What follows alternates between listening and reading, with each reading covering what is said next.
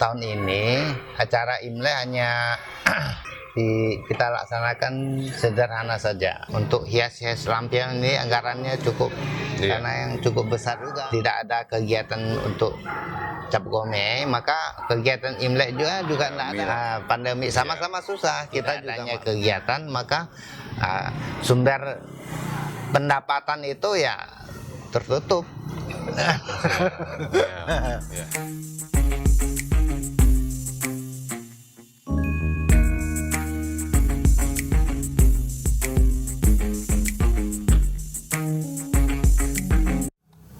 Pada malam hari ini kita berada di salah satu kelenteng, yaitu kelenteng pusat Tai Pak Kung di Jalan Bintang, pusat kota Bengkayang. Dan hadir bersama kita akan mendengar sudut pandang dari pengurus Pekong di Bengkayang, salah satunya yaitu Pak Ajat Sepong di sini sebagai ketua yayasan merayakan Imlek di tengah pandemi COVID-19. Meskipun kita pada saat ini berada pada zona level 1. Dan bagaimanakah rentetan acara perayaan Imlek selama 3 tahun terakhir ini? Kita ngobrol santai aja ya. Ya, di depan kita saya kenalkan dulu, ini Bapak Ajat Sepong ya, sebagai Ketua Yayasan Arya Marama Kabupaten Bengkayang. Bapak Sung Cinen, Bang Anen ya, sebagai pengurus di yayasan. Bang Asan ya, sebagai pengurus juga di Yayasan Arya Marama. Sibuk Pak Pong? Pak Ketua sibuk ya. Udah berapa hari kemarin kita sempat ngobrol ya, sempat ngechat lah, saya kontak. Bagaimana, kita boleh tahu enggak hasilnya habis audiensi sama Bupati kemarin? Ya, beberapa hari yang lalu kita ada mengadakan audiensi dengan Pak Bupati. Ya, bahas masalah persiapan Imlek tahun ini ya. Ya, beliau ya menyampaikan ya beberapa saran untuk acara Imlek ini, acara yang mungkin dapat kita laksanakan bersama ya. Ya, dari pihak kita yayasan kita beri tanggapan bahwa ya karena ada beberapa pertimbangan, terutama pandemi yang masih belum tuntas kan? Kedua, masalah waktu persiapan yang agak mepet dan hal-hal lain, maka untuk tahun ini acara Imlek hanya kita laksanakan sederhana saja ya, hanya sebatas hiasan-hiasan di tempat ibadah. Nah, dan untuk acara Imleknya ya hanya sembahyang di kelenteng masing-masing. Jadi kita untuk menghindari penumpukan masyarakat massa juga. Ya. Oke, berarti untuk tahun ini kita dari tahun 2020, 2021 dan sekarang tahun 2022. Ya, kita masih merayakannya secara sederhana dan membatasi. Ya, walaupun kita di Bengkayang PPKM sudah termasuk level 1. Ya. Berarti untuk ini Pak Ketua, untuk persiapannya kita kan tidak ada acara, tidak ada perayaan seperti tahun-tahun sebelum ada pandemi, seperti ada lomba, ada event apa itu kan tidak ada tahun ini. Untuk 3 tahun ini kan ditiadakan karena pandemi. Ya. Untuk persiapannya ada nggak dari yayasan panitia persiapan menyambutnya, kayak lampion di jalan atau hias rumah, cuci tempat ibadah, cuci jalan atau seperti apa gitu Pak? Ada. Untuk hias di jalan gitu ya, pasang sebelum pandemi ini kan kita ada hias-hias lampion di jalan kan. Nah, dan tempat-tempat ibadah juga ya. Itu sebenarnya satu paket dengan biasa kita acaranya satu paket dengan cap gome, Imlek dan cap gome ya.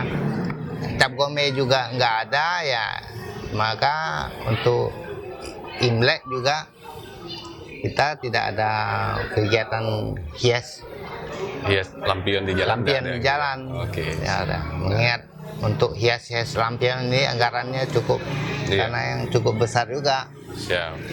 Kalau kita acarakan Imlek dengan cap gome ini kan ada selain ada sumbangan dari masyarakat, ada juga bantuan dari Pemda. Siap. Nah, jadi satu paket dengan cap gome ini karena tidak ada kegiatan untuk cap gome, maka kegiatan Imlek juga tidak ada. Nah, yang ada paling hanya untuk Imlek ini hanya kegiatan hanya sembahyang aja lah. Sembahyang. Ibadah seperti biasa. Iya, ibadah aja. Seperti biasa. Ibadah dan hiasan di sekitar kelenteng aja. Ini kan mungkin tentu agak berbeda dengan umat lain. Nah, khusus di kelenteng ibadahnya, mungkin jalannya ibadah nanti pada saat perayaan Imlek, apa sudah melakukan koordinasi atau dengan pihak pengamanan atau jalannya nanti seperti apa ini Pak kira-kira? Untuk ibadah umat Konghucu atau Buddha ini biasanya agak itu ya waktunya agak panjang ya, dia agak fleksibel gitu.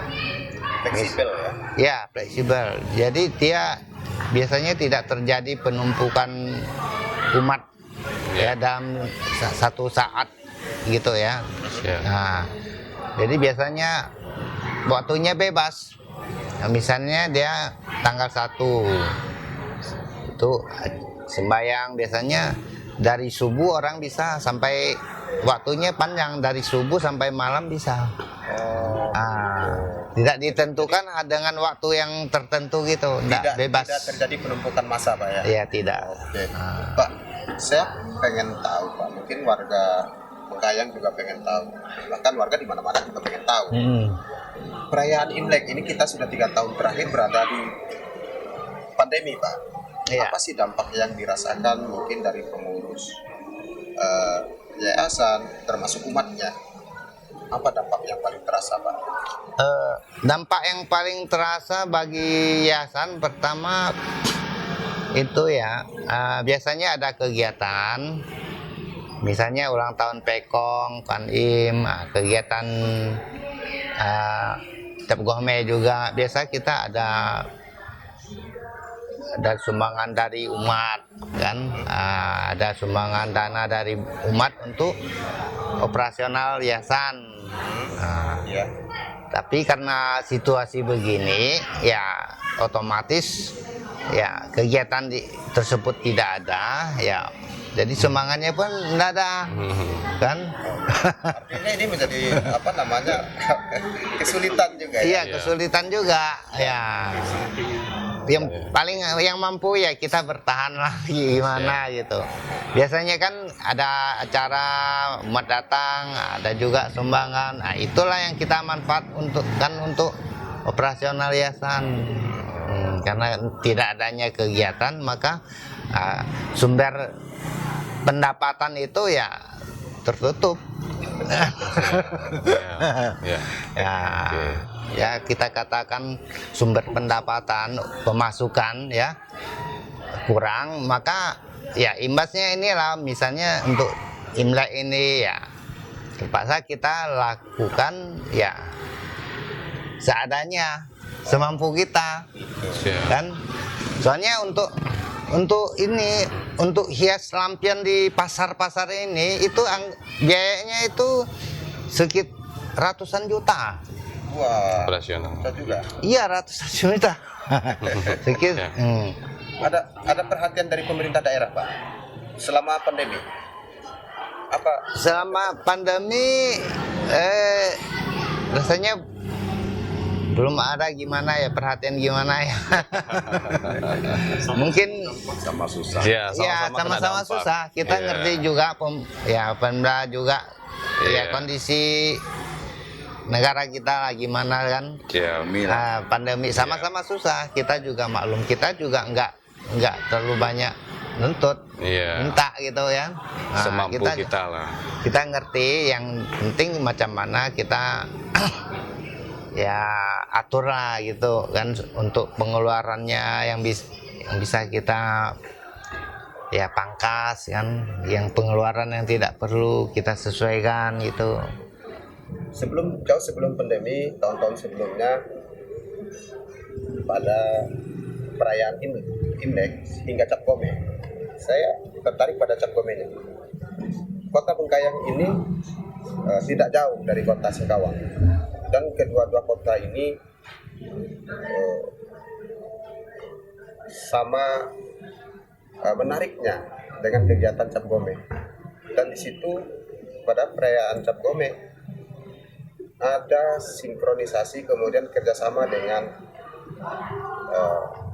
budaya, Pak, budaya warga etnis lain yang ikut berkolaborasi.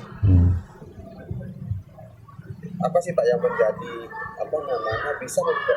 yang menjadi sebuah kerjasama yang sangat begitu erat? Saya biasa melihat ada dari budaya ini, kemudian ada dari kelompok berbagai etnis, saya melihat di situ. Kita kembalikan lagi ke ini ya, tujuan dari Cap Gome itu sendiri. Ya, itu dari dulu kan Cap Gome ini kan ibaratnya pesta tutup tahun gitu ya. Itu perayaan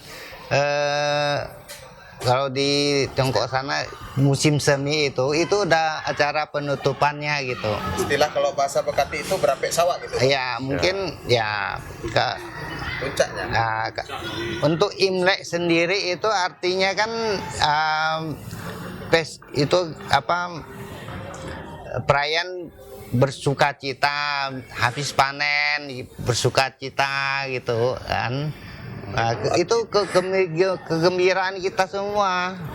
Termasuk bagian dari ungkapan syukur kita kepada Yang Kuasa. Iya, termasuk juga, dan kita semuanya ikut bersukacita. Itulah perayaan Imlek, kumpul bersama. Dan untuk acara Cap Gome itu sendiri itu udah akhir dari acara Imlek. Ya, jadi acara Imlek itu biasanya kita untuk bersukacita itu ya, kita tidak hanya sebatas untuk kalangan kita, misalnya Tionghoa sendiri, kita semua ajak semua bersukacita. Jadi yang terkandung di dalam Cap Gome.